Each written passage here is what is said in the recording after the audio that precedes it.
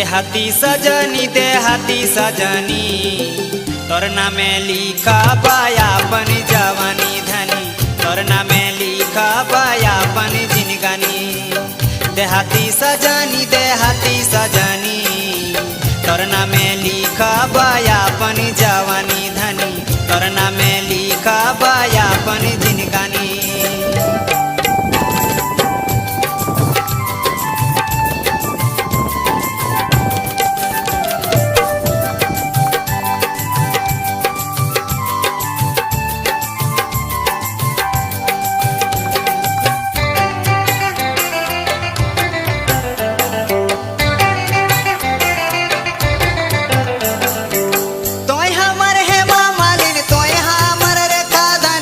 हमको बंद करने नहीं आता।